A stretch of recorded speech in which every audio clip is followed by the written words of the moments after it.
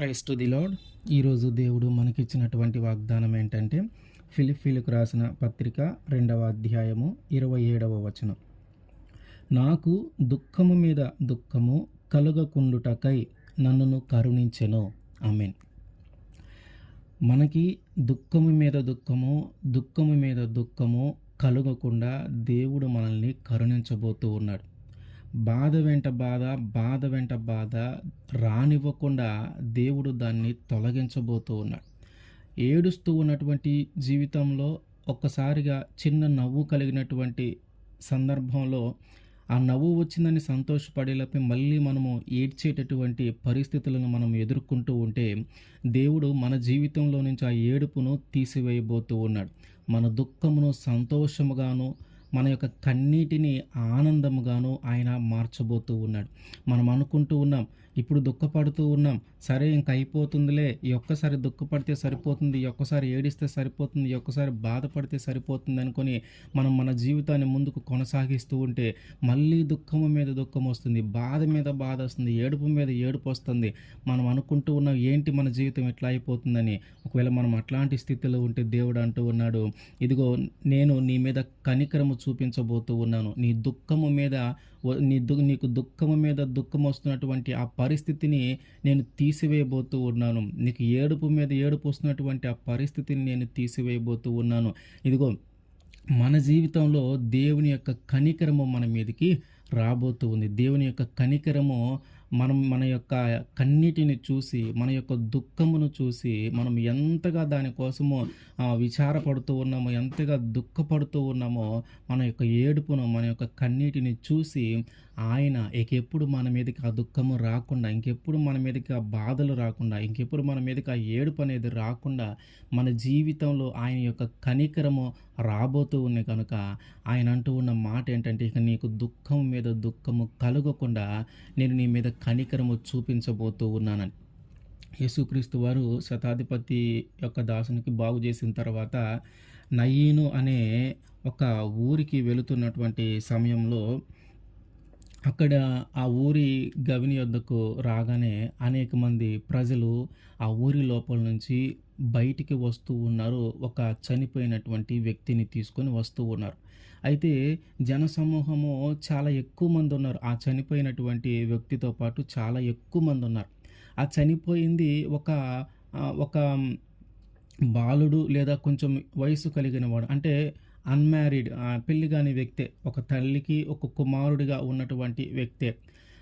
అక్కడ చాలామంది దుఃఖపడుతూ ఏడుస్తూ ఆ చనిపోయినటువంటి వ్యక్తిని పాడి మీద తీసుకొని వస్తూ ఉన్నారు. యేసుక్రీస్తు వారికి ఈ దృశ్యం కనిపిస్తూ ఉంది. ఇంతమంది వస్తూ ఉన్నారు, దుఃఖపడుతూ ఉన్నారు, ఏడుస్తూ ఉన్నారు.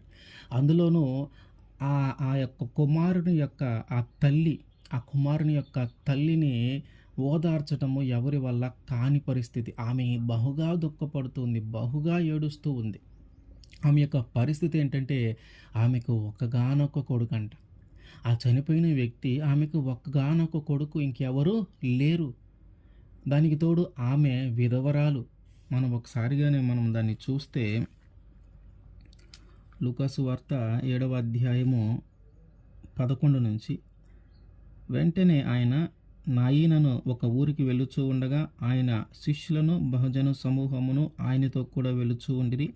ఆయన ఊరి గవిని యొద్దకు వచ్చినప్పుడు చనిపోయిన ఒకడు వెలుపలికి మోసుకొని పోబడుచూ ఉండెను. అతని తల్లికి అతడొక్కడే కుమారుడు, ఆమె విధవరాలు. ఆ ఊరి జనులు అనేకులు ఆమెతో కూడా ఉండిరి.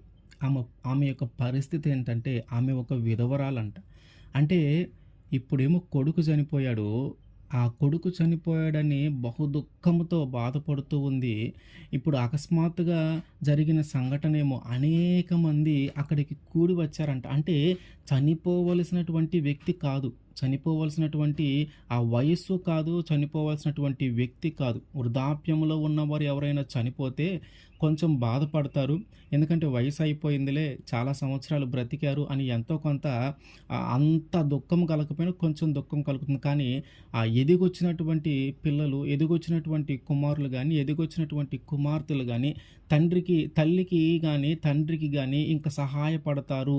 ఇంకా వీరు చేదోడు వాదోడుగా ఉంటారు అనుకున్న సమయంలో ఒక వ్యక్తి చనిపోతే, అనుకోని పరిస్థితుల్లో ఒక వ్యక్తి చనిపోతే, ఇంకా పెళ్లి గూడా కానంత వయసులోనే ఒక వ్యక్తి చనిపోతే, అక్కడ జనము గుమికూడొచ్చారంట. అనేక మంది అక్కడికి వచ్చి ఆమెతో పాటు ఉన్నారు. అందరిలో ఒకటే దుఃఖము. ఆ తల్లి యొక్క పరిస్థితయితే ఇంకా వర్ణనాతీరముగా ఉంది.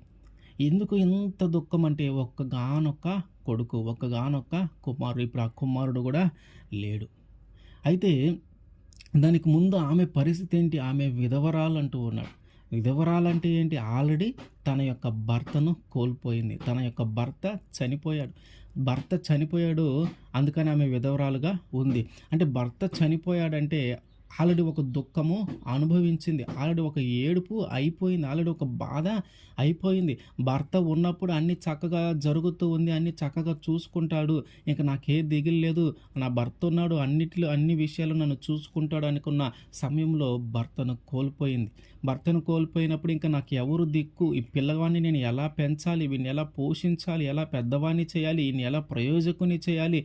అని ఆ భర్త కోసము దుఃఖపడుతూ ఉంది. కుమారుడి కోసము దుఃఖపడుతూ ఉంది. అంటే ఎంత దుఃఖము అనుభవించి అంత బాధను తట్టుకొని నిలవబడి కుమారుడి కోసము చక్కగా తన మనసును చిన్నగా మార్చుకుంటూ వచ్చి ఆ కుమారుడి కోసమే బతుకుతూ ఉన్నటువంటి సమయంలో ఆ కుమారుడిని ప్రయోజకుని చేయాలని తాపత్రయం పడుతున్నటువంటి పరిస్థితుల్లో తండ్రి లేని పిల్లవాడు ఎవరు అని తక్కువ చేయకూడదు. వాడి తండ్రి ఉంటే వాడికి స్థితి ఉండేదా? వాడి తండ్రి ఉంటే వాడిని ఈ పరిస్థితులు వదిలేసే వాళ్ళ తండ్రి ఉంటే వాడు ఇంకా ఉన్నతమైన స్థానంలో ఉండేవాడు కదా అనే మాట రానివ్వకుండా తల్లే తండ్రిగా అయ్యి అన్ని బాధ్యతలు మోస్తూ వాడిని ఒక ప్రయోజకుని చేయాలనే ఆలోచన తనలో కలిగి ముందుకు నడుస్తున్నటువంటి సమయంలో అకస్మాత్తుగా తనకిష్టమైనటువంటి ఏకైక కుమారుడు, ఒక్కగానొక్క కుమారుడు చనిపోతే ఆ తల్లి యొక్క బాధ వర్ణనాతీరం. ముందొక బాధ అనుభవించింది, ముందొక కష్టం అనుభవించింది, ముందొక ఏడుపు అనుభవించింది. దాని నుంచి తట్టుకొని నిలబడతానా లేదా అనుకున్న సమయంలో ఎట్లో కష్టపడి ఆ కొడుకును చూసుకుంటూ వీడి కోసమైనా బతకాలి అని తట్టుకొని నిలబడినటువంటి ఆ తల్లికి ఇప్పుడు ఆ కొడుకు కూడా చనిపోయాడు. ఇప్పుడు ఆ కొడుకు కూడా చనిపోయేలేకే ఆమె యొక్క దుఃఖము అసలు ఎవరు ఓదార్చలేనంత దుఃఖము అకస్మాత్తుగా అనుకోకుండా జరిగేలేకే ఆ ప్రజలు కూడా అనేక మంది ఆమె పరిస్థితిని చూసి అనేక మంది జాలి పడుతూ ఉన్నారు. అనేక మంది అక్కడికి వచ్చి ఉన్నారంట. అనేకులు ఆమెతో కూడా ఉన్నారంట. ఇది చూసినటువంటి యేసుక్రీస్తు వారు ఆ పాడె దగ్గరికి, అంటే ఆ జనము ఎదురుగా వస్తూ ఉన్నారు. యేసుక్రీస్తు వారు వాళ్ళకి ఎదురుగా వెళ్తూ ఉన్నటువంటి సమయంలో అక్కడికి వెళ్ళిన తర్వాత ఆ పాడెను ఆయన ముట్టాడంట. ఆ పాడెను ఆయన పట్టుకోగానే ఆ పాడెను మోస్తున్నటువంటి వారందరూ కూడా ఒక్కసారిగా ఆగారు. ఎందుకంటే ఆయన ఎప్పుడైతే ఆ పాడిని ముట్టుకున్నారో వాళ్ళందరూ ఆగారు. జనసమూహం అంతా ఆగింది. ఆ తల్లి కూడా ఏడుస్తూ ఉంది. అందరూ ఏం జరుగుతుందో చూడటానికి సిద్ధంగా ఉన్నారు.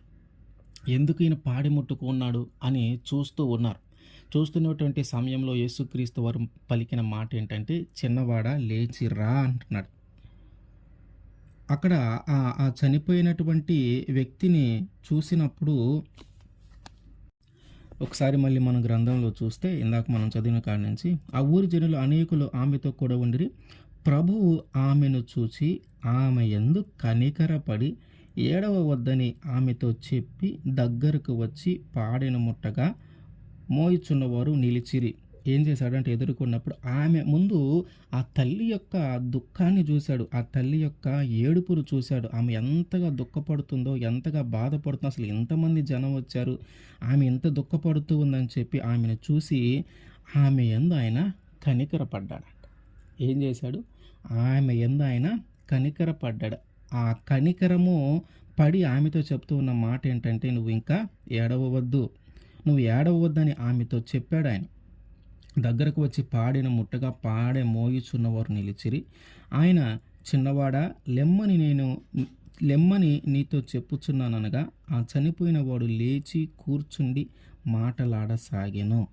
ఆయన అతని తల్లికి అప్పగించాడు. యేసుక్రీస్తు వారు ఆ తల్లికి కలిగినటువంటి దుఃఖమును చూసి ఆమె యందు కనికరపడి ఆమెతో మాట్లాడుతూ ఉన్న మాట, "నువ్వు ఇంక ఏడవవద్దు" అని చెప్పి ఆ పాడెను ముట్టి, "చిన్నవాడా లే" అంటే ఆ చనిపోయినటువంటి వ్యక్తి లేచి మాట్లాడుతూ ఉన్నాడు.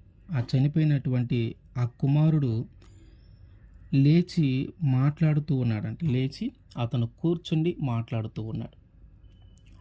అంటే భర్తను కోల్పోయినప్పుడు కొన్ని నెలలు లేదా కొన్ని సంవత్సరాలు ఆ దుఃఖాన్ని దిగమింగుకొని బ్రతికింది. ఇప్పుడు కొడుకు చనిపోయాడు, మళ్ళీ దుఃఖం. ఒకసారి మొదట ఒకసారి దుఃఖము, మళ్ళీ ఇప్పుడు దుఃఖము. ఈ దుఃఖము ఇంకా ఆగేది కాదు. భర్త చనిపోయినప్పుడే ఎక్కువ దుఃఖము కొన్ని సంవత్సరాలు ఉండేది. కానీ కొడుకుండేలేకే అతనిని చూసుకుంటూ బ్రతకాలి అన్న ఆశతో కొంతవరకు దానిని మనసులో అట్టి పెట్టుకొని ఉంది అణిచి. ఇప్పుడు ఆ కొడుకు కూడా చనిపోయేలేకే ఆమె దుఃఖము, ఆమె బ్రతికినంత కాలము దుఃఖమే. ఆమె బ్రతికినంత కాలం దుఃఖంతోనే బ్రతకాలి. కొంతమంది ఆ దుఃఖాన్ని ఓర్చుకోలేక చనిపోయేవారు కూడా ఉంటారు. యేసుక్రీస్తు వారు ఎప్పుడైతే ఆమె పరిస్థితి చూశాడో, ఆమె ఆమె యొక్క ఏడుపును తీసివేయాలని ఆమె మీద ఆయన కనికరము చూపించాడు. అంటే దుఃఖము మీద దుఃఖము, దుఃఖము మీద దుఃఖము కలుగుతున్నటువంటి ఆమె జీవితంలో ఆ దుఃఖాన్ని ఆయన తీసివేశాడు. బాధ మీద బాధ, బాధ మీద బాధ వస్తున్నటువంటి ఆమె జీవితంలో ఆ బాధను తీసివేశాడు. ఏడుపు తర్వాత ఏడుపు, ఏడుపు తర్వాత ఏడుపు వస్తున్నటువంటి ఆమె జీవితంలో నుంచి ఆమె ఏడుపును తీసివేసి దుఃఖమునకు సంతోషము, దుఃఖమునకు బదులుగా సంతోషము, ఏడుపుకు బదులుగా ఆనందమును ఆయన దయచేశాడు. కేవలము ఆమె మీద కనికరము చూపించటాన్ని బట్టి. మన జీవితంలో కూడా దేవుని యొక్క కనికరము మన జీవితంలోకి రాబోతూ ఉంది. ఆయన చెప్తూ ఉన్న మాట ఏంటంటే, నీకు కలుగుతున్నటువంటి ఆ దుఃఖము తర్వాత దుఃఖము, దుఃఖము తర్వాత దుఃఖము లేకుండా నేను నీ మీద కనికరము చూపించబోతూ ఉన్నాను.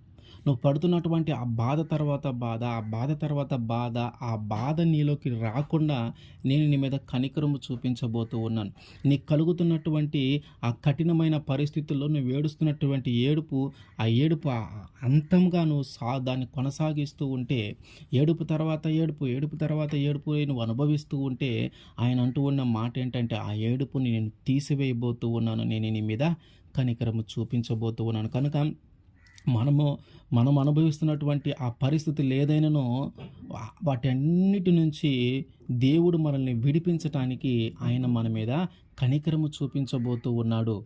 ఆయన మన మీద జాలి చూపించబోతూ ఉన్నాడు.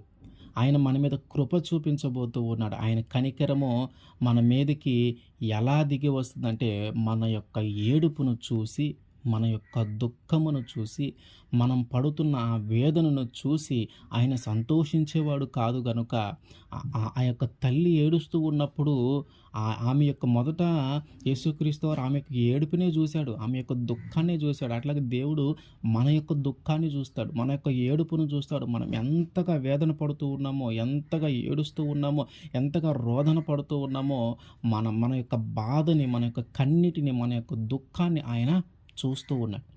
ఆ చూస్తూ ఉన్నటువంటి దేవుడు మనల్ని అలాగే వదిలిపెట్టి వెళ్ళిపోడు. మనల్ని చూస్తూ ఉన్నటువంటి దేవుడు మనల్ని ఒంటరిగా వదిలేసి వెళ్ళిపోడు. మనల్ని ఆ దుఃఖంలోనే వదిలేసి వెళ్ళిపోడు. మనల్ని ఆ బాధల్లోనే వదిలేసి వెళ్ళిపోడు. మనల్ని ఆ ఏడుపులోనే వదిలేసి వెళ్ళిపోడు. ఎందుకంటే ఆయన జాలి కలిగిన దేవుడు, ఆయన కృప కలిగిన దేవుడు, ఆయన కనికరము కలిగిన దేవుడు. కనుక దుఃఖంలో ఉన్నటువంటి నీకు ఒక ఆనందము కలుగజేసే దేవుడున్నాడు. ఆయనే నజరేయుడైనటువంటి యేసుక్రీస్తు వారు. బాధ వెంట బాధ, బాధ వెంట బాధ అనుభవిస్తున్నటువంటి నీకు ఆ బాధ నుంచి విడిపించి ఒక ఆనందము కలుగజేసే దేవుడున్నాడు. ఆయనే నజరేయుడైనటువంటి యేసుక్రీస్తు వారు. ఏడుపు తర్వాత ఏడుపు, ఏడుపు తర్వాత ఏడుపు అనుభవిస్తున్నటువంటి నీకు నీ జీవితంలోకి ఆ ఏడుపు అనేది రాకుండా ఒక ఆనందమును కలుగజేసే దేవుడున్నాడు. ఆయనే నజరేయుడైనటువంటి యేసుక్రీస్తు వారు. ఆయన అత్యంత కనికరము కలిగిన వాడు. కనుక మనము ఉన్నటువంటి జీవితంలో మనము చేసినటువంటి పనులను బట్టి మన మీద ఆయనంత జాలి చూపించవలసిన అవసరము లేదు. మన మీద అంత కృప చూపించవలసిన అవసరము లేదు. కానీ కేవలము ఆయన కనికరము కలిగిన దేవుడు, జాలి కలిగిన దేవుడు. కనుక మనము పడుతున్నటువంటి బాధను చూసి ఆయన ఆనందించకుండా, మనం పడుతున్నటువంటి దుఃఖాన్ని చూసి ఆయన సంతోషపడకుండా, మన దుఃఖము మనం ఏడుస్తూ ఉంటే ఆయన ఏడుస్తూ ఉన్నాడు. మనం బాధపడుతూ ఉంటే ఆయన బాధపడుతూ ఉంటాడు. మనం దుఃఖపడుతూ ఉంటే ఆయన దుఃఖపడుతూ ఉంటాడు. మనుషులలాగా మన యొక్క ఏడుపును, మన యొక్క దుఃఖాన్ని చూసి బయటికి వెళ్ళి సంతోషపడేవాడు కాదు ఆయన. మన యొక్క ఏడుపును, మన బాధలను చూసి మనకి నచ్చని వాళ్ళు లేదా మనుషులు బయటికి వెళ్ళి వీళ్ళకి ఇట్లాగే జరగాలని ఆనందపడతారేమో కానీ, మన దేవుడు నజరేయుడైనటువంటి యేసుక్రీస్తు వారు మాత్రం అట్లా ఆలోచన చేసే ఆయన కాదు. మనం దుఃఖపడితే ఆయన దుఃఖపడతాడు. మనం ఏడుస్తూ ఉంటే ఆయన ఏడుస్తూ ఉంటాడు. కనుక మన యొక్క ఏడుపును ఆయన చూసి, మన యొక్క బాధను ఆయన చూసి, మన యొక్క దుఃఖమును ఆయన చూసి మన మీద కనికరం పడుతూ ఉన్నాడు. కనుక మనకి ఇక దుఃఖము మీద దుఃఖము రాకుండా ఆయన మన మీద కనికరము చూపించబోతూ ఉన్నాడు. ఆమేన్.